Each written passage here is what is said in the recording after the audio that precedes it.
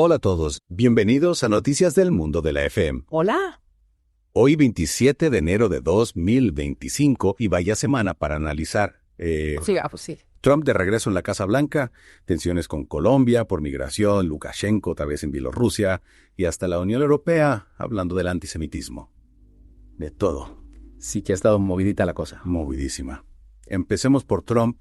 Su regreso a la Casa Blanca no ha pasado desapercibido, ¿no? Nada. En una semana firmó un montón de órdenes ejecutivas. Parece que no perdió tiempo. Ya, lo creo.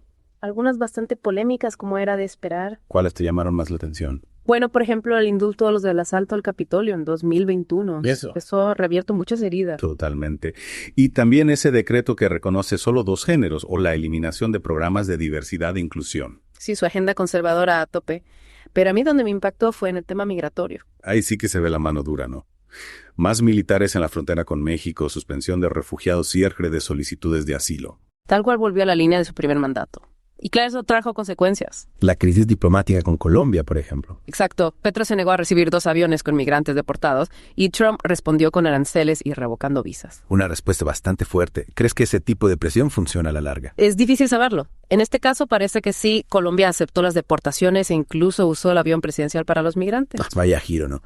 Y mientras tanto, en otros países también reaccionaron a la política migratoria de Trump. Claro, Brasil, por ejemplo, criticó durísimo el trato a los migrantes brasileños deportados. Sí, las imágenes de los brasileños esposados en el vuelo causarán mucha indignación. Sin duda, otro ejemplo de la polémica que genera la política migratoria de Trump. Y bueno, mientras en Latinoamérica se habla de migración en Europa, la tensión está en Bielorrusia.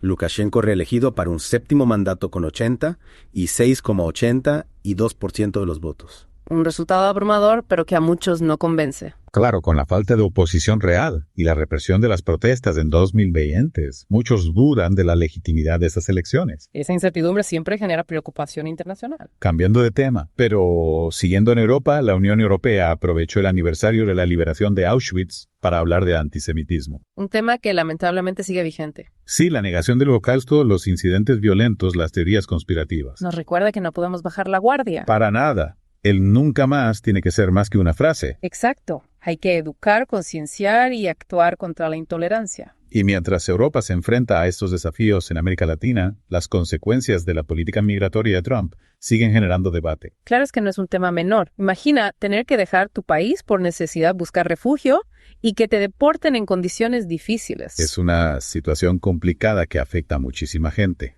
Como decíamos antes, las respuestas en Latinoamérica han sido variadas. Brasil, por ejemplo, muy crítico con el trato a sus deportados. Sí, usando términos muy fuertes. Hablan de flagrante desprecio a los derechos de sus ciudadanos. Se nota la tensión entre Brasil y Estados Unidos.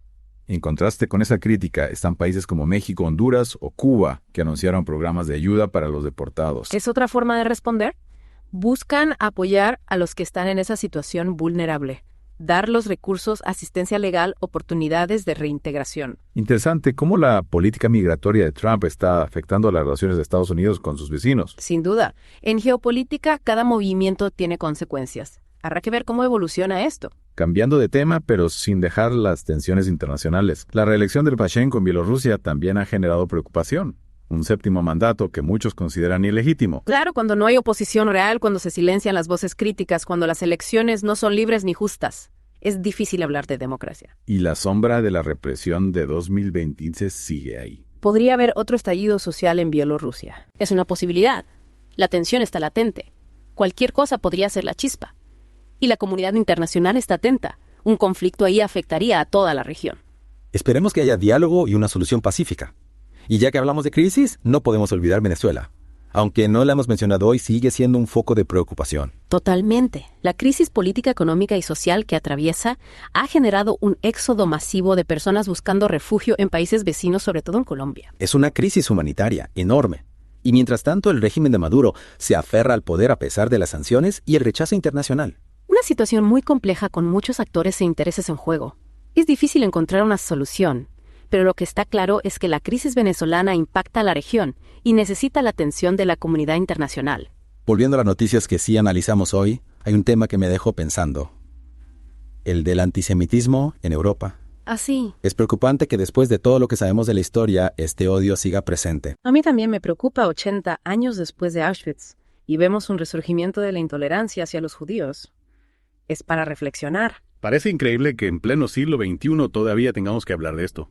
Es que el odio y el prejuicio se alimentan de la ignorancia del miedo a lo diferente, de la falta de empatía.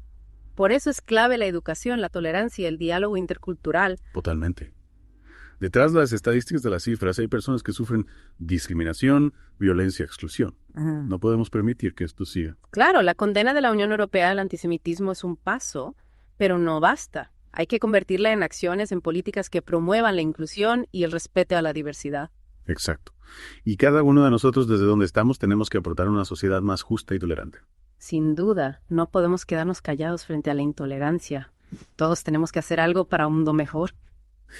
Y con esa reflexión cerramos nuestro análisis de noticias de esta semana. Ojalá les haya servido para entender mejor lo que pasa en el mundo. Los invitamos a seguir informándose en la página web y las redes sociales de la AFM. Ahí encontrarán toda la actualidad. Hasta la próxima.